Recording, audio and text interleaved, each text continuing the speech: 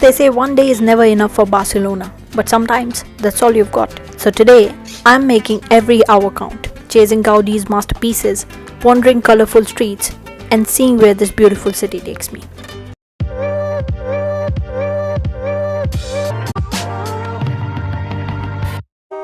After being stranded in Seville because of the Spain-wide power outage, I finally boarded my train to Barcelona. After arriving in Barcelona, I hopped on the metro and made my way to my hostel. One thing worth mentioning is how convenient it is. The metro station is located right inside the train station, making it incredibly easy to continue your journey. Once I had checked in and dropped off my luggage, it was time to step out and begin exploring one of Europe's most captivating cities. For me, the easiest way to explore Barcelona was by bus. So I boarded one for La Sagrada Família, which is Barcelona's most iconic landmark and the world's largest unfinished Catholic church.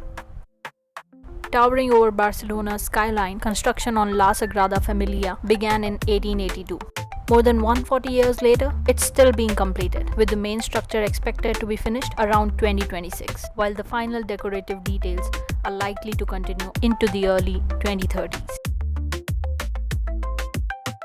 Pro tip for visiting any touristy place in Spain is that you have to purchase the tickets in advance. For the church, you need to book the tickets in advance, which I didn't. So I checked the ticket station. There are no tickets available for today. So I'm gonna make my way to Park Güell. And so ultimately I could not get inside the cathedral. Which is why, if you're here, book your tickets in advance. Anyway, a short cab ride later, I found myself in a world that looked like someone gave an architect unlimited creativity and absolutely no restrictions. Designed by Antoni Gaudí, Park Güell is one of Barcelona's most famous landmarks. Filled with colorful mosaics, winding pathways, unique structures, and views across the entire city. Every corner looked different from the last.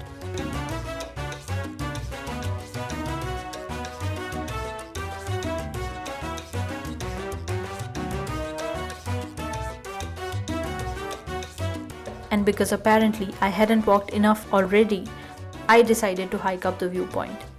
The climb definitely got my heart rate up, but the reward at the top was worth every step. Barcelona stretched out in every direction, with the Mediterranean sparkling in the distance. This was one of those moments where you stop talking, stop filming for a second, and just take it all in.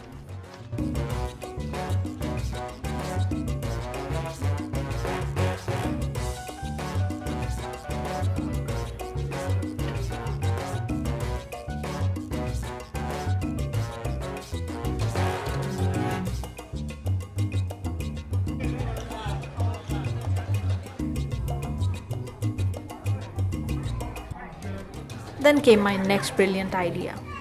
Instead of taking a cab back to the city center, I walked the entire way. At this point, my legs were operating purely on determination and tourist enthusiasm. Will I be able to see anything more in Barcelona? Let's see. Talk about leg strength. Eventually, I made it to Casa Batlló, one of Gaudi's most famous creations. Calling it a house almost feels unreal. The building looks like it's moving with curved balconies, colorful details, and a design unlike anything I've ever seen before. Every part of it feels imaginative, playful, and completely unique. Honestly, if buildings could have personalities, this one would definitely be the main character. And just like that, my one-day Barcelona adventure was coming to an end. Considering I started this journey stranded in another city because of a power outage, I'd say things worked out pretty well. Barcelona gave me incredible views, plenty of surprises, a serious workout, and just enough of a taste to make me want to come back. But there was no time to slow down, because the next stop on this European adventure was waiting. Paris, here we come. 3 places in one day with broken legs. I think I did a good job. So if you end up in Barcelona for one day, this could be what you could do. If you enjoyed watching, don't forget to hit the like button, subscribe, and stay tuned for the next part of my journey. Thanks for watching, and I will see you with the next one. Toodles!